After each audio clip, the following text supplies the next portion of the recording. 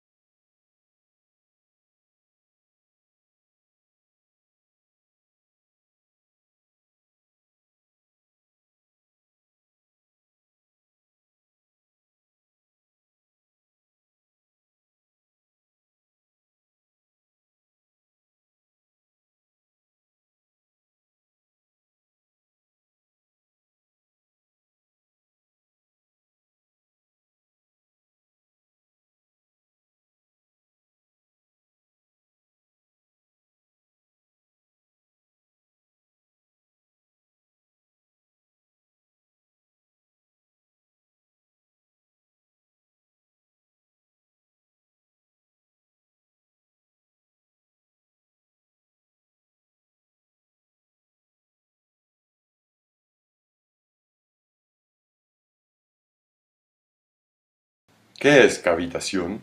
Cavitación es la rápida formación y colapso de burbujas de vapor dentro de un líquido. Estas burbujas de cavitación se forman principalmente en espacios llenos de líquido donde la presión estática se hace menor que la presión del agua líquida. El diagrama de fase del agua muestra cuando el agua está en estado gaseoso, sólido o líquido, dependiendo de la temperatura y presión. El eje horizontal del diagrama representa la temperatura, mientras que el vertical muestra la presión. La curva de presión del vapor es parte del diagrama de fase. Esta indica a qué presiones y temperaturas el agua se evapora de líquido a vapor o se condensa de vapor a líquido. A una presión constante de 1 bar absoluto, el agua en estado sólido, la cual es hielo, se derrite a agua líquida a una temperatura de 0 grados Celsius, manteniendo la presión constante a 1 bar absoluto. El agua líquida se evapora cuando la temperatura es elevada a 100 grados Celsius. La evaporación del agua es posible no solo cuando la temperatura es elevada a una presión constante. La otra posibilidad es mantener la temperatura constante y reducir la presión por debajo de la presión del vapor. El agua puede evaporarse y condensarse a temperaturas por debajo de 100 grados Celsius si la presión estática es suficientemente baja. A una presión de 2300 pascal, una cierta masa de vapor de agua requiere 50.000 veces más volumen que en estado líquido.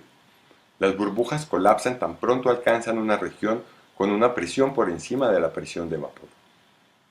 Debido a que el agua de las burbujas de vapor ocupa 50.000 veces menos volumen que cuando se condensa a su estado líquido, el colapso de cada burbuja es un evento espectacular y emite chorros de presión.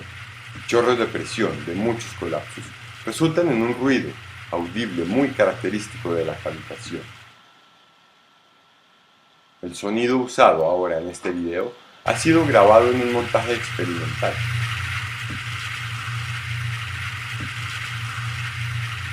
Pero ¿cómo se ve en detalle cuando las burbujas se forman y colapsan? Podemos observar la formación y colapso de burbujas de cavitación de un diámetro aproximado de 9 milímetros en cámara lenta. En tiempo real, este proceso tarda aproximadamente 4 milisegundos y es un evento físico espectacular. Debido a que el agua líquida ocupa varios miles de veces menos volumen que en vapor, la burbuja implosiona, primero asumiendo forma de anillo. Choques de corrientes y fuertes microjets son el resultado del colapso. Pero retomemos todo el proceso nuevamente.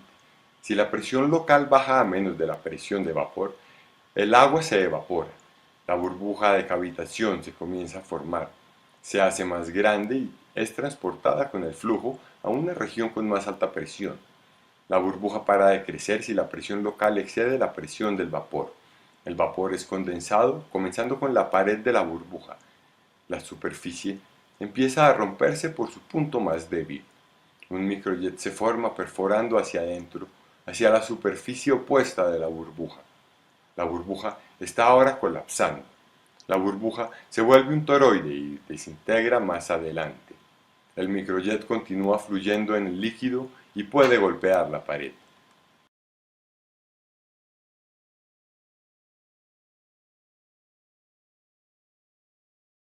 Por su concentrado impacto, incluso materiales de alta dureza pueden sufrir daños. La implosión libera energía en un momento muy corto, concentrada en un punto muy pequeño. Si el microjet golpea una superficie, este daña el material debido a un corto y localizado sobreesfuerzo. El material comienza a presentar microfracturas y más tarde se romperá.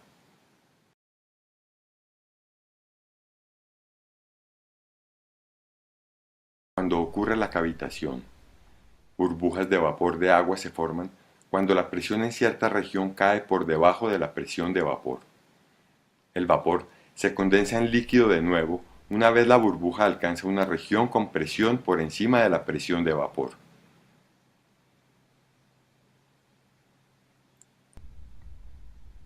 Pero ¿cómo es posible que la presión baje demasiado en ciertas áreas de un fluido? Echemos un vistazo a un ejemplo para ilustración. Si objetos como las aspas de una hélice de barco se mueven a través del agua, hay una alta presión en la cara que enfrenta el flujo y baja presión en el lado opuesto. En otros bordes expuestos al flujo de baja presión, también puede llevarse a cabo la cavitación. Las burbujas colapsan tan pronto llegan a un entorno con la presión por encima de la presión de vapor.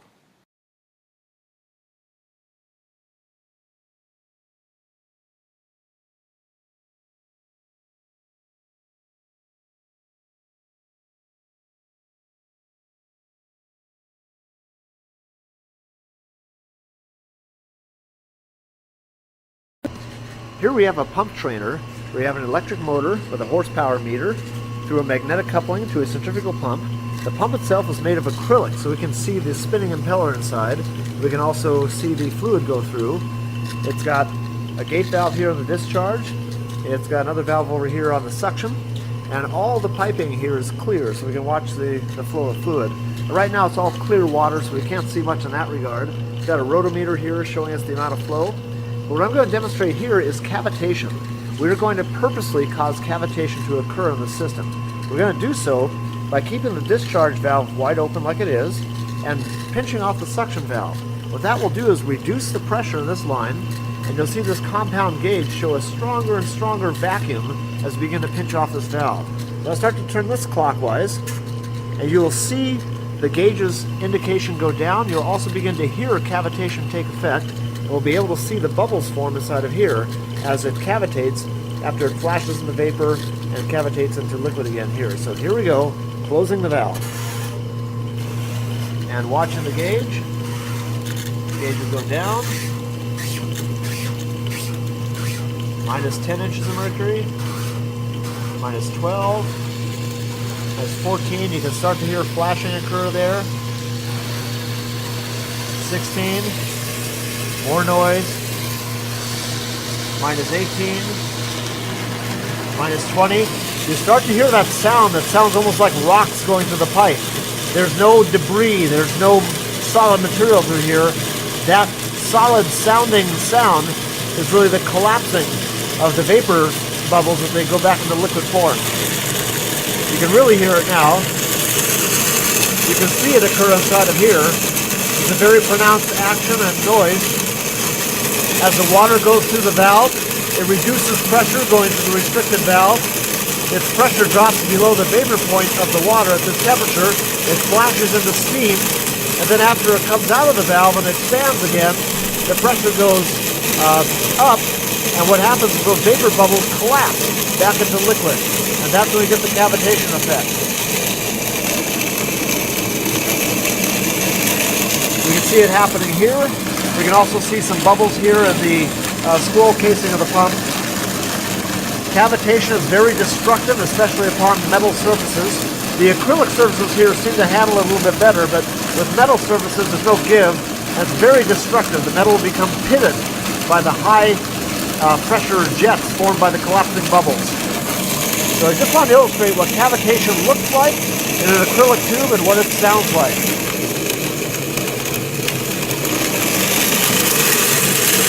It sounds like rocks, literally like rocks going through the pipe.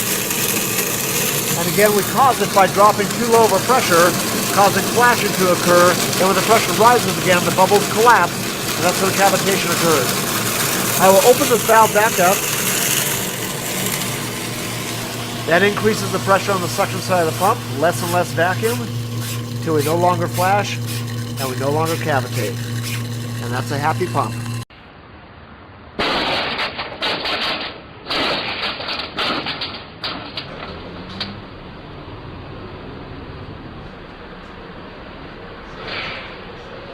Now pay attention to this because two things are going on.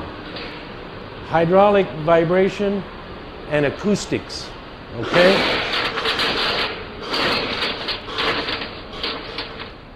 So what is this phenomena, okay? And it's hydraulic shock. It's a momentary increase in pressure in a liquid system due to the sudden change in velocity of a fluid. Pictures are taken with a high-speed camera with 1,000 frames per second.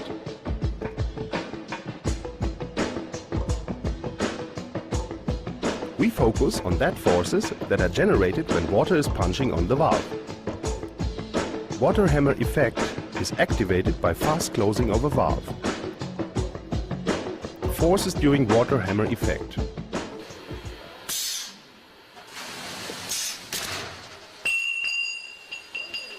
In proper speed, these effects are not visible to the naked eye.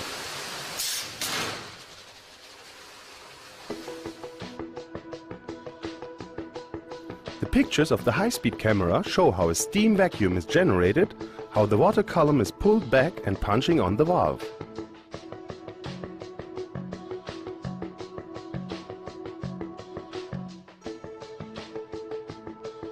Consequences of water hammer effect. In slow motion you see how water spray squirts out of the flange gasket area.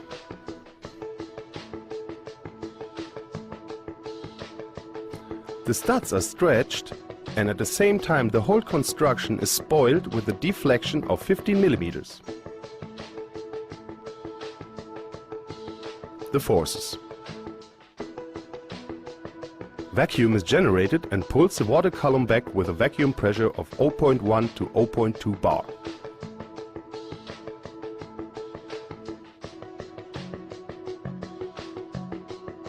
The measured distance for the backflow is 30 centimeters. Water covers this distance within 64 frames, that means in 64 milliseconds.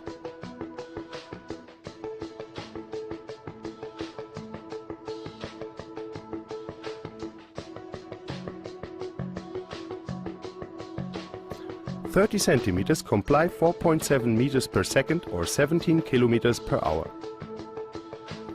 This is comparable to the speed of a cyclist. Now steam bubbles are decomposed and deceleration begins.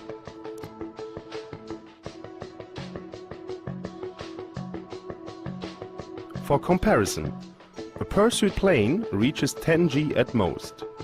In an accident, deceleration is 50 G at most. Within 8 milliseconds, the speed of the water is dropping to zero. In this time, you cannot see any vacuum bubbles. That corresponds to an acceleration of 586 meters per square seconds, or 59.7 G. During the deceleration, there is a force of 29,300 Newton on a surface of 50 square centimeters. This is a pressure of 58.6 bar.